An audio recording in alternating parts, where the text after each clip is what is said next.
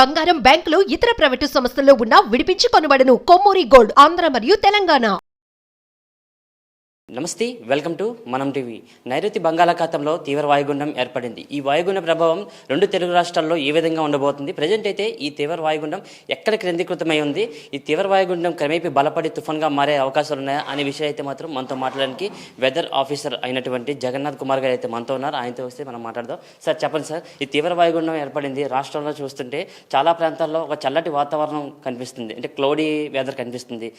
ఇది ఎక్కడ కేంద్రీకృతమైంది సరే అంతా? నైరుతి బంగాళాఖాతంలో ఉన్న తీవ్ర వాయుగుండం గడిచిన 6 గంటల్లో అక్కడే స్థిరంగా కొనసాగుతూ ఉంది. అనగా శ్రీలంకలోని తీరానికి దగ్గరలో 9.1 డిగ్రీల ఉత్తర అక్షాంశం, 82.1 డిగ్రీల తూర్పు రేఖాంశం వద్ద, అనగా చెన్నైకి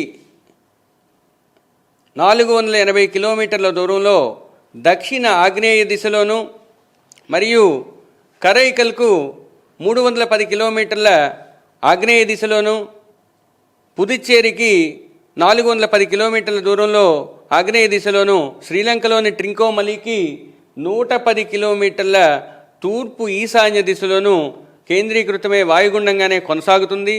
రాబోయే 12 గంటల్లో అది తీవ్ర వాయుగుండంగానే కొనసాగుతూ ఉత్తర వాయువ్య దిశలోనే పయనించి శ్రీలంక తీరాన్ని తాకుకుంటూ వెళ్ళటం వలన అది కొంతకాలం తర్వాత సైక్లోన్ లేదా ఈరోజు సాయంత్రం నుంచి రేపు ఉదయం లోపల చక్రవాతంగా మారినప్పటికీ శ్రీలంక తీరం నుంచి తమిళనాడు తీరం వైపు వెళ్ళే సమయంలో తీవ్ర వాయుగుండంగానే వెళ్తుంది.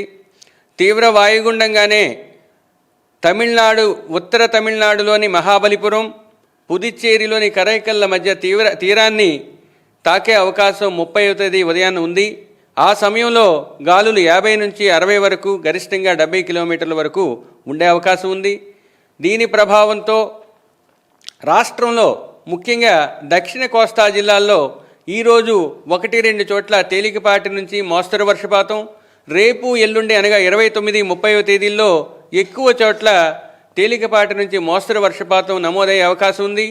ఉత్తర కోస్తా జిల్లాల్లో ఈ రోజు నుంచి క్రమేపీ వర్షం పెరిగి ఈరోజు 1-2 చోట్ల, రేపు కొన్ని చోట్ల, ఎల్లుండి ఎక్కువ చోట్ల తేలికపాటి నుంచి మోస్తరు వర్షపాతం నమోదయ్యే అవకాశం ఉంది. సార్, సముద్ర తీర ప్రాంతంలో అలలు ఎలా ఉండబోతున్నాయి సార్?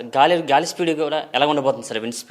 విండ్ స్పీడ్ కూడా ముఖ్యంగా 35 నుంచి 45 కిలోమీటర్లు, గరిష్టంగా 55 కిలోమీటర్లు ఉత్తర కోస్తా తీరం వెంబడి ఉంటాయి. అవి క్రమేపీ బలపడి రేపటికి పెరుగుతాయి. దక్షిణ కోస్తా తీరం వెంబడి 45 నుంచి 55, గరిష్టంగా 65 కిలోమీటర్ల వేగంతో ఈదురుగాలు వీస్తూ రేపటికి 50 నుంచి 60, గరిష్టంగా 70 కిలోమీటర్ల వేగంతో గాలులు వీచే అవకాశం ఉంది. తదనుగుణంగా 30వ తేదీ వరకు ఈ పరిస్థితి ఉన్నందువలన మత్స్యకారులకు కోస్తా ఆంధ్రప్రదేశ్, తమిళనాడు, పుదుచ్చేరి తీరంతో పాటు పశ్చిమ మధ్య బంగాళాఖాతం, నైరుతి బంగాళాఖాతంలో చేపల వేటకు వెళ్ళకూడదని హెచ్చరిక జారీ చేసింది. దానికి అనుగుణంగా నిషిద్ధమైన ఈ సమయంలో వేటకు వెళ్ళవద్దని ఇంకోసారి హెచ్చరిక జారీ చేయడం జరిగింది. అయితే భారీ వర్షాల గురించి ముఖ్యంగా చెప్పాలి. తిరుపతి, నెల్లూరు జిల్లాల్లో రేపు అనగా 29వ తేదీన 1-2 చోట్ల అత్యంత భారీ వర్షపాతం నమోదయ్యే అవకాశం ఉన్నందువలన రెడ్ వార్నింగ్ ఇష్యూ చేయడం జరిగింది. చిత్తూరు, అన్నమయ్య జిల్లాల్లో 1-2 చోట్ల భారీ నుంచి అతి భారీ వర్షపాతం వచ్చే అవకాశం ఉన్నందువలన ఆరెంజ్ వార్నింగ్, మరియు ప్రకాశం, వైఎస్ఆర్ కడప, శ్రీ సత్యసాయి జిల్లాల్లో హెవీ రెయిన్ఫాల్ లేదా భారీ వర్షపాతం 1-2 చోట్ల నమోదయ్యే అవకాశం ఉన్నందువల్ల ఎల్లో వార్నింగ్ని ఇష్యూ చేయడం జరిగింది 29వ తేదీకి. అదే 30వ తేదీకి లేదా ఎల్లుండికి తిరుపతి, నెల్లూరు, ప్రకాశం జిల్లాల్లో భారీ నుంచి అతి భారీ వర్షపాతం 1-2 చోట్ల నమోదయ్యే అవకాశం ఉన్నందువల్ల ఆరెంజ్ వార్నింగ్ను, చిత్తూరు, తిరుపతి, వైఎస్ఆర్ కడప అండ్ శ్రీ సత్యసాయి జిల్లాలలో 1-2 చోట్ల భారీ వర్షపాతం నమోదయ్యే అవకాశం ఉన్నందువలన ఎల్లో వార్నింగ్ను జారీ చేయడం జరిగింది. అయితే తీరం వెంబడి ఉన్న ఆంధ్రప్రదేశ్ తీరం వెంబడి ఉన్న అన్ని ఓడరేవుల్లో 1వ నంబర్ ప్రమాద హెచ్చరిక అయిన డిస్టెంట్ కాషనరీ సిగ్నల్ నెంబర్ 1ను ఎగురవేయడం జరిగింది. తరువాత ముఖ్యమైన వ్యవసాయదారులకి ఇచ్చే సలహాలు ఏమంటే ఈ సమయంలో ఉన్న ముఖ్యమైన పంటలు వరి, ప్రత్తి, పసుపు, చెరకు, కొబ్బరి మరియు ఇతర ఉద్యానవన పంటల్ని వర్షాల నుంచి గాలుల నుంచి సంరక్షించుకోవాలి. కోతకు సిద్ధంగా ఉన్న పంటల్ని హార్వెస్ట్ చేసుకుని సురక్షిత ప్రాంతాల్లో దాచుకోవాలి. వర్షపాతం కూడా ఎక్కువగా ఉన్న ప్రాంతాల్లో ముఖ్యంగా భారీ వర్షపాతాలు నిలువ ఉండే అవకాశం ఉన్నందువల్ల ఆ ప్రాంతాల్లో నీటిని తోడే డ్రైనేజ్ వ్యవస్థను ఏర్పాటు చేసుకొని తమ పంటలను సంరక్షించుకోవాలి.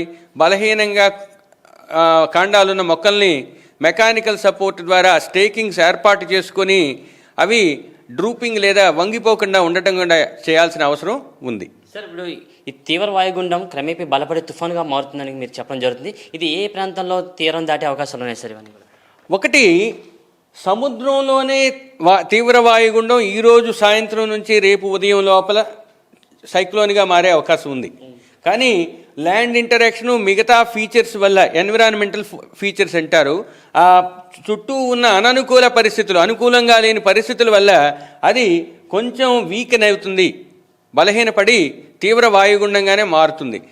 తుఫానుగా అయిపోయే సమయంలో అది సముద్రంలోనే ఉండడం వలన ల్యాండ్కి ఎటువంటి ఇంపాక్టు పెద్దగా ఉండటం లేదు ప్రస్తుతానికి.